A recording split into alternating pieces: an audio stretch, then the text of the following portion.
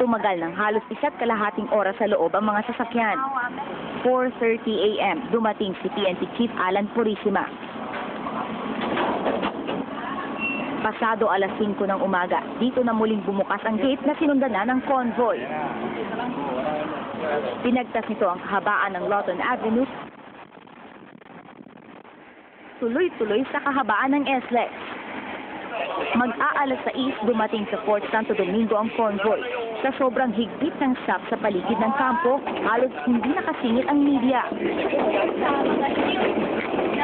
Pagdating dito ay agad isinara ang gate ng Fort Santo Domingo at agad din pumwesto ang nasa 60 PNP staff. Ito ay para masiguro na walang makakapasok na miyembro ng media o sino mang hindi otorisadong tao.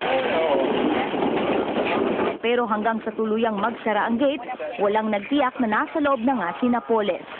Caroline Bonkin, patrol ng Pilipino. At para patunayang nailipat na nga po si Napoles, naglabas ng mga larawan ang PNP bilang patunay na nasa loob na ng kulungan ng akusado. Napapatrol, Dominic Almelor. Bagamat sinundan ng media ang convoy, wala sa kanilang nakakaalam kung aling sasakyan ang may lulan kay Napoles. Pero tiniyak mismo ni PNP Special Action Force Director Carmelo Valmoria, naroroon na si Napoles sa kampo at inihatid mismo ni PNP Chief Alan Purisima. Base sa ipinost na larawan sa PNP Facebook page, isinailalim sa medical check-up si Napoles pagdating sa detention cell. Ayon pa kay Valmoria, saknang ligtas sa lugar si Napoles. Yung mga windows, may grills na yun, pero re-enforce natin. Nandun na siya, parang bahay na napalibutan rin ng grills, yung doors, yung windows.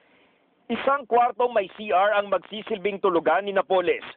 Bukod sa isang electric fan, tanging isang mini-ref ang papayagang gamit sa loob para sa kanyang mga gamot. Round the clock siyang babantayan ng 2 babaeng staff personnel. Bagamat wala umanong special treatment, babaguhin naman ang pagkain na isisilbi kay Napoles dahil sa kanyang sakit na diabetes. Pero hindi ito dapat hihigit sa halagang 115 pesos na sang-arawang budget sa pagkain ng mga miyembro ng PNP Special Action Force.